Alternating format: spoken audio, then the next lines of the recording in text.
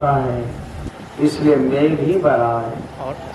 और बराहो अंगीरसोपी बराहा उच्यन्ते, जो श्रेष्ठ महापुरुष होते हैं उनको भी बराही कहा जाता है।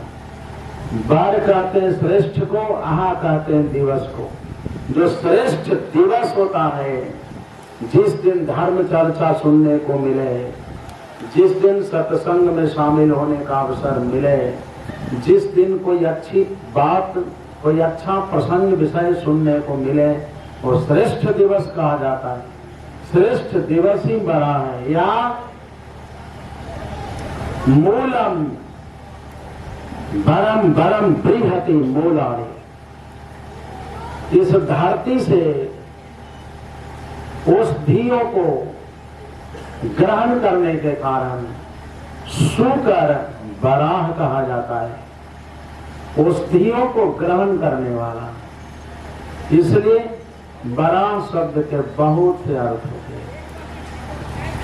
बराह भगवान साक्षात नारायण का ही वाचक है, और नारायण भगवान की प्रसन्नता के लिए ही एक महोत्सव मनाया जाता है। आषाढ़ महीने में नारायण भगवान की चर्चा सुनना, उनका महोत्सव मनाना, उनके कार्य में सम्मिलित होना, ये तो बहुत ही सौभाग्य का विषय है। क्योंकि नारायण भगवान एक पूर्ण ब्रह्म के रूप में माने जाते हैं। त्वं ब्रह्म पूर्णम अमृतम द्विगुणम विशोकम। महादेव जी नारायण भगवान की महिमा का वर्णन करते हुए कहते हैं कि त्वं ब्रह्म पूर्णम अमृतम द्विगुणम विशोकम आनंद मात्रम विकारम अनन्य धन्य विश्वस्य हेतुरुदय स्थिति संयमानौ आत्मेश्वरश्च तदपेक्षतयानपेक्षा। नारायण भगवान को किसी की कोई अपेक्षा नहीं होती, वो सब कुछ करने में समर्थ है।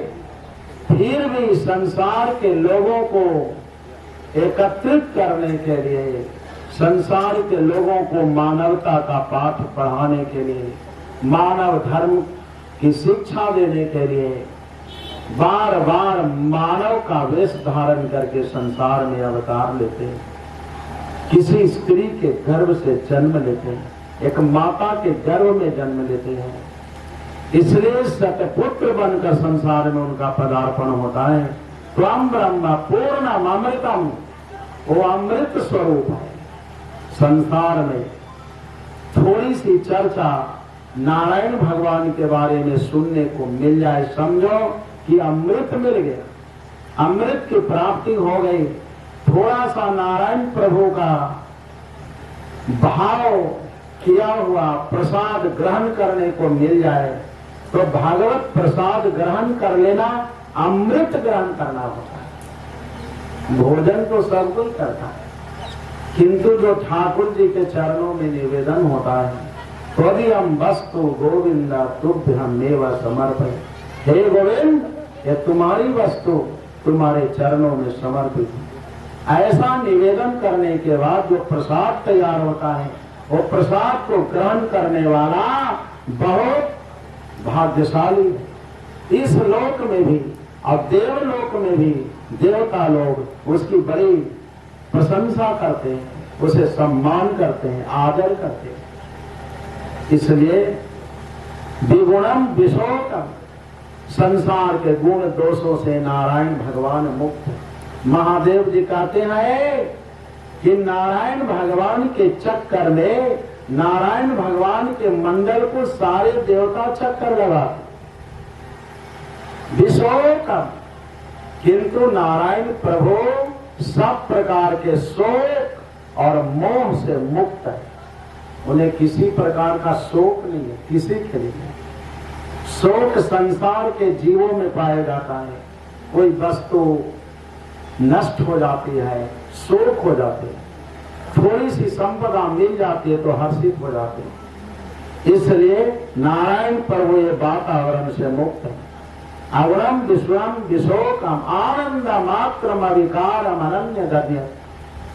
वो सर्वदा आनंद स्वरूप है।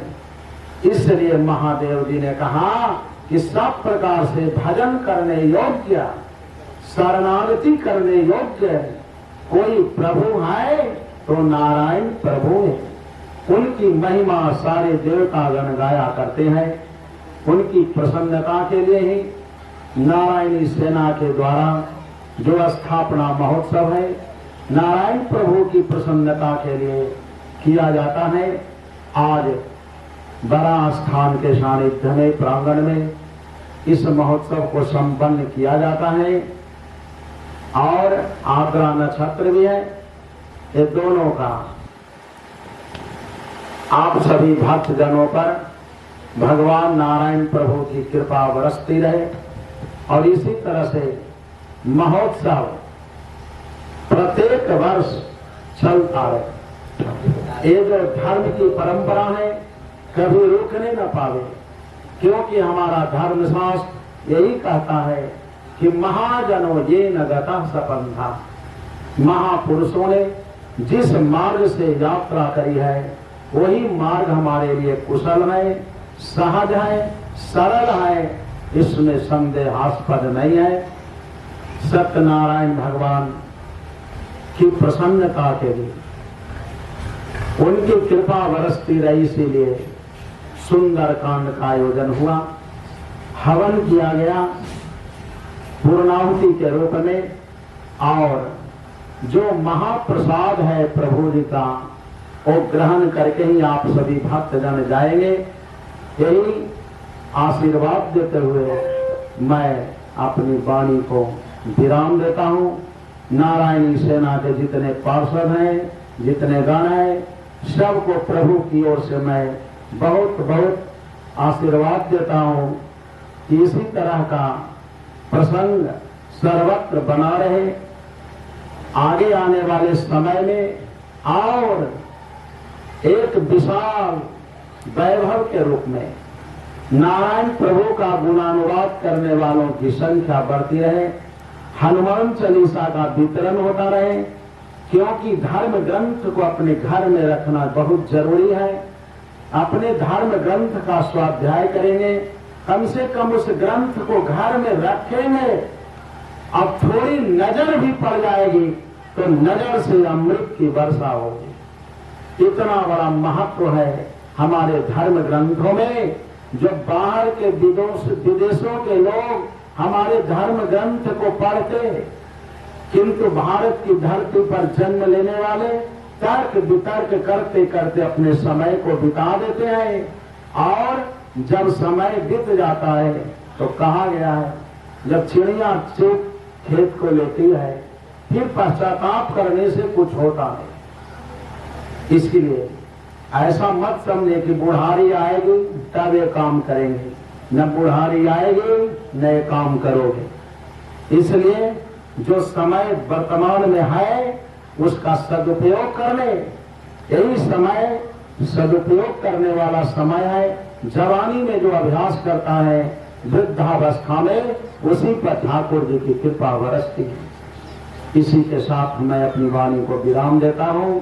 बोलिए श्री वृंदावन बिहारी लाल की जय। और 2021 में लक्ष्मी नारायण चातुर्मास महायज्ञ नैमिषारण्य में होगा। उत्तर प्रदेश में 20 जुलाई को ध्वज का स्थापन होगा और 20 अक्टूबर को पूर्णाहुति होगी।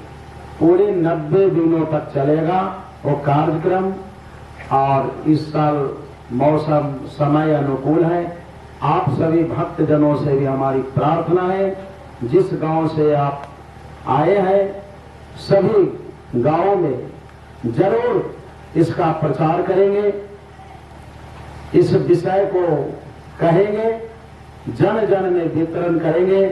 नैमिषारण्य में आने के लिए मैं आप सभी भक्तजनों को सादर आमंत्रित भी करता हूँ। आप जरूर पधारेंगे नैमिषारण्य चातुर्मास महायज्ञ में, क्योंकि नारायण प्रभु से 88,000 ऋषियों ने प्रार्थना करी थी कोई ऐसी जगह बताए जहां 1000 वर्षों तक मैं यज्ञ को करूं, अनुष्ठान करूं।